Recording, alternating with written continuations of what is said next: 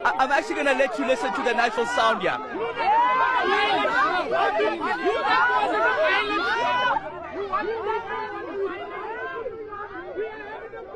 And all as that tug of war continues, the tires are already burning on the ground here. The road here, in fact, there's a gentleman that keeps on fueling those very tires here on the ground as the police, of course, try now to put off what has already is the fire, of course, that has started on the ground here.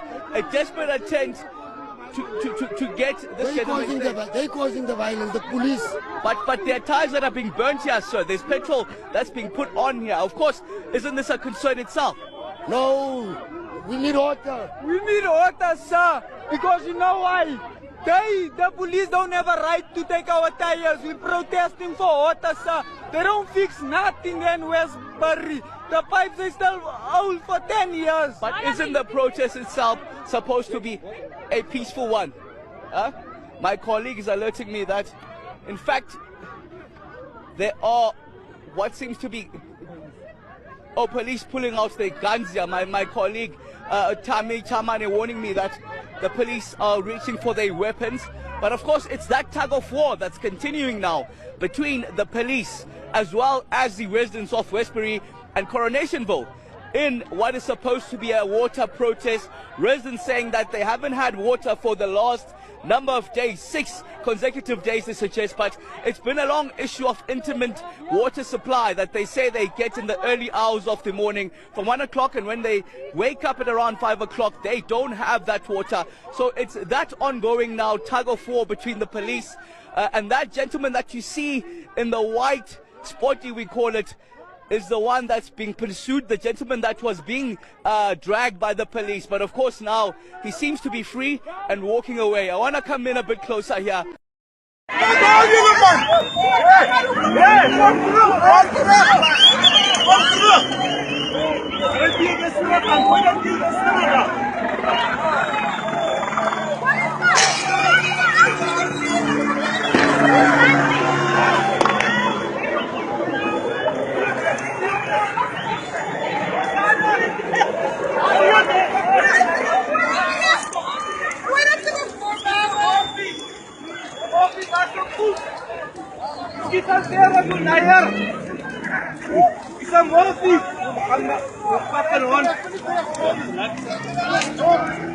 Residents are saying, yes, if they can bring that guy, they arrested now, then we can leave and wait for the 2 to 3 days until the city manager comes back to us.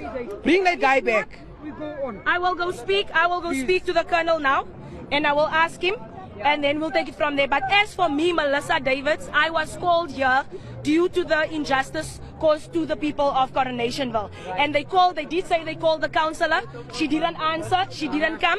I had to run from where I was because the roads are closed. I live in Coronationville, I'm directly affected. I had to run from my place to come until here to ensure the safety of the people. Thank you. Okay, so it's waiting here until the gentleman that's been arrested is brought back. I need water.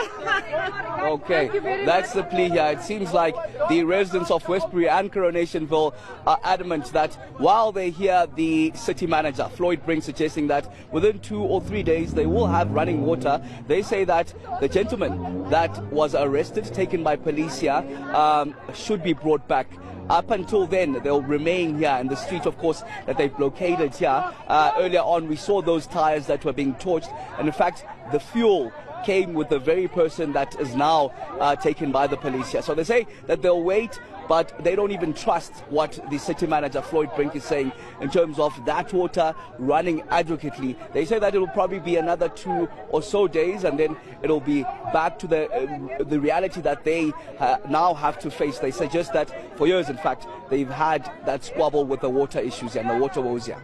The problem with South Africa's so-called transformation isn't just white South Africans clinging to privilege or black politicians dancing to the tune of white elites.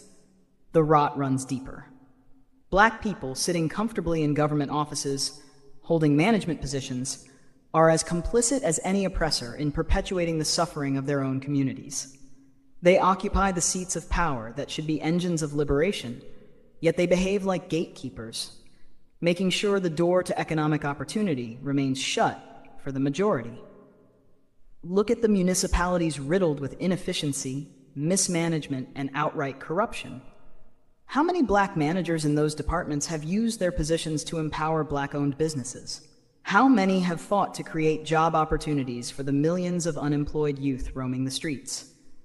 Instead, we hear of tenders handed to their cronies, often at inflated prices, while genuine entrepreneurs are excluded from the system unless they can grease palms or bend the knee. Black government officials should be architects of change, but instead, they have become wardens in a prison of economic stagnation. Policies that could uplift black businesses are buried under layers of red tape. Permits take months, sometimes years, to be processed. Regulations are weaponized to crush small enterprises that can't afford the bribes demanded to move paperwork along. These officials are not merely neglecting their duty, they are actively suffocating black progress. For every white CEO maintaining the status quo, there's a black bureaucrat ensuring it remains unchallenged. They sit on committees, make decisions about funding, and distribute resources meant for the upliftment of the poor, yet their actions serve only to widen the gap between the elite and the struggling masses. They are the ones who approve deals that allow foreign companies to exploit local resources, while black-owned companies are denied access. They are the ones who neglect township schools, ensuring the cycle of poverty continues unbroken. Perhaps the most egregious betrayal lies in the way they treat black businesses that do manage to rise despite the odds.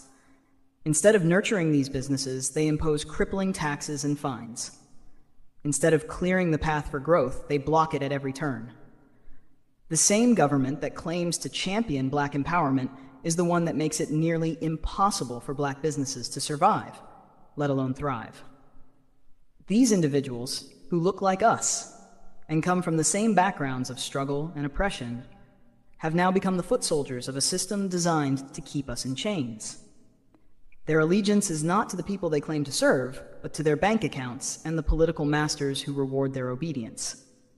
How different are they really from the apartheid bureaucrats who once wielded the same power to oppress? It's not just incompetence, it's betrayal. While communities starve, black officials dine at the same tables as the elites they pretend to oppose. While young people remain locked out of the economy, these officials drive luxury cars and live in gated estates, far removed from the suffering they perpetuate. They have become the new face of oppression, smiling and speaking the language of liberation while tightening the noose around our necks. The truth is, we don't just need to dismantle white economic dominance or political capture. We need to confront the black gatekeepers who enable it. Their betrayal is far more painful, far more personal, and far more damaging because it comes from within. Until we hold them accountable, South Africa will remain trapped in a cycle of broken promises and squandered potential.